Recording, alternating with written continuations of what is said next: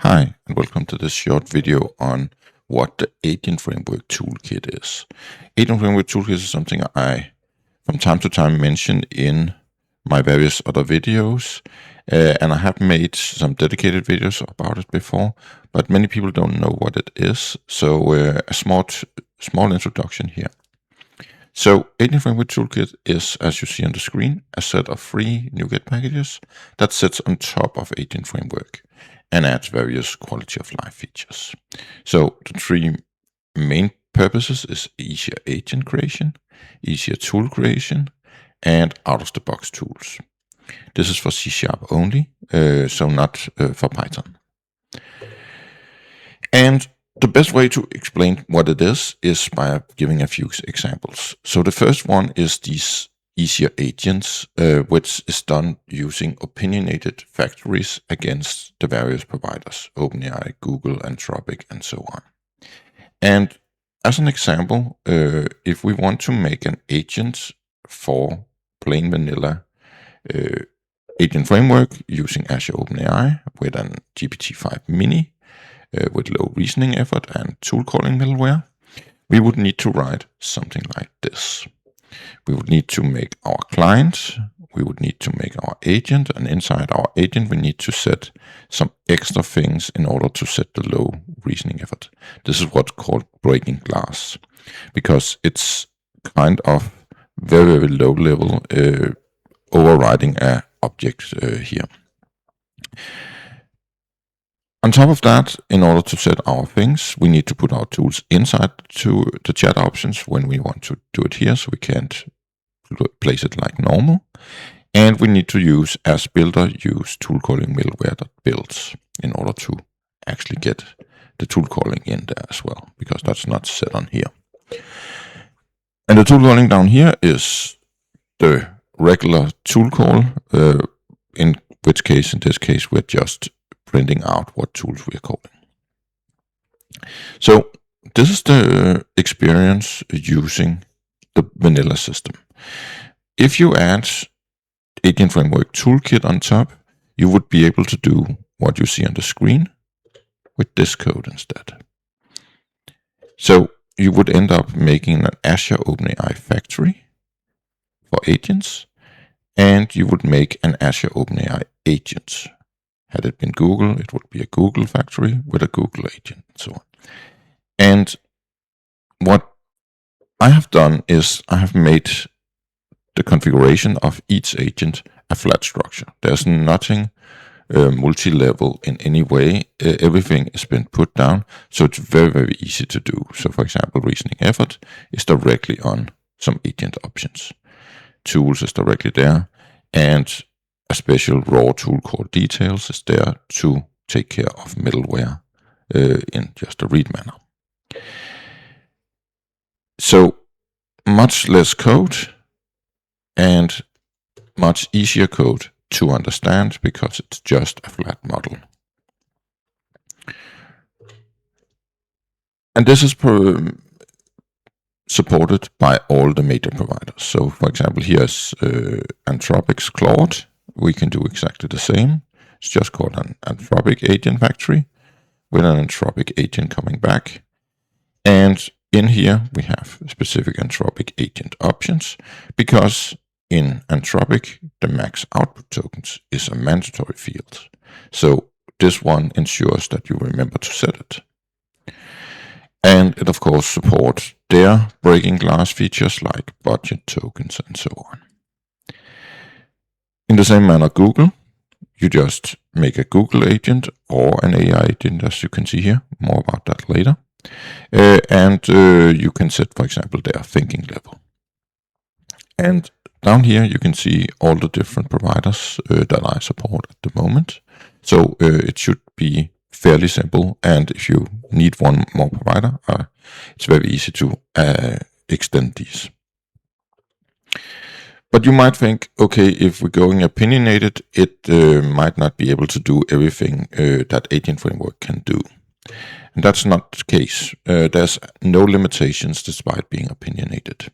So on the connection side, we can still use credentials instead of API keys. we can still go to Responses API, we can still set network timeouts, or if anything special you do, there's always a hook in to the additional underlying options. And on the agent side, you don't need to make it a Google agent or an OpenAI agent. It's just a wrapper around AI agents. So if you need all the agents to be in AI agents to pass around to rest of Agent Framework, you can do that. And it supports all the options, all the common options like instructions, model tools, less options like ID, max description, temperature, all the different providers and factories. So AI context providers can be set, the chat history can be set, client factory and logging factory, and the services as well. We can support all the middleware, but it's been put into being properties on the options instead of down as builder, so it's easier to work with. And then there's of course the OpenAI specific features like client type, reasoning effort, reasoning summary, service tier, and so on. And finally, I put in a bunch of debugging features, so you can, with one line here, add the raw HTTP tool client, so you can begin to see the raw JSONs being sent from to the LLM and from the LLM. And if again there's anything I'm missing, there's an option to provide extra things for chat client agent options. So again, no limitations at all. Similarly, we also have our tool factory, which makes tools easier to create.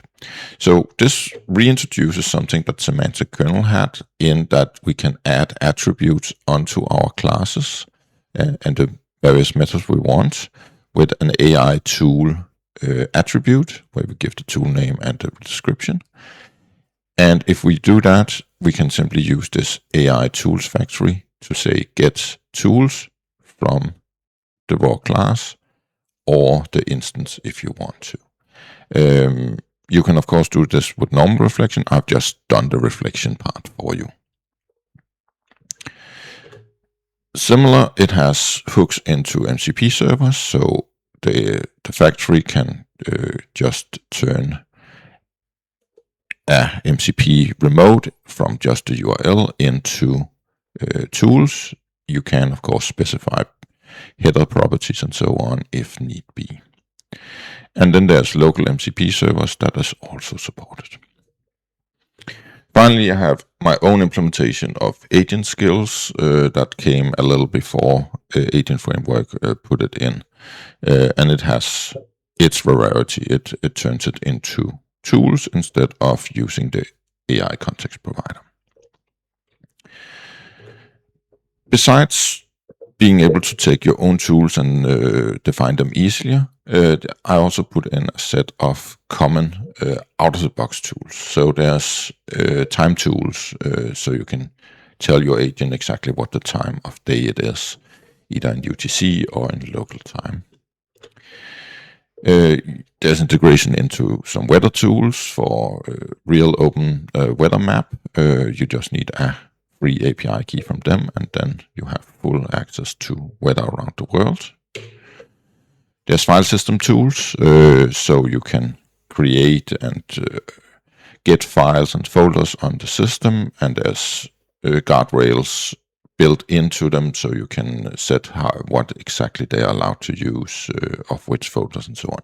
And by the way, these tools are completely out of the box, but you need to define if you want to use them. It's not like if you use Agent Framework Toolkit that you suddenly give full access to your file systems. That's on your definition of if you want to use them or not.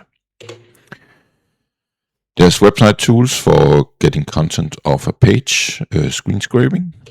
There's HTTP client tools, so you can actually call APIs and stuff like that if you desire to do so, and it can again have guardrails in on what different endpoints you are allowed to use.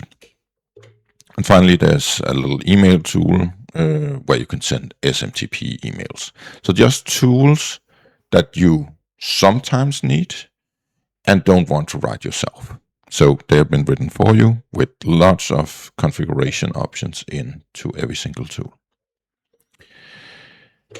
So that's everything there is, or there is more. There's various quality of life extension methods, embedding factories, but we don't want to go into that into this. Instead, I want you to go in and check out the link. It goes to the repo, which has a bunch of readmes about what every feature works and a wiki about it. And of course, access to the NuGet packages that you can get for free and just put on top with node limitations. So that's everything. See you in the next one.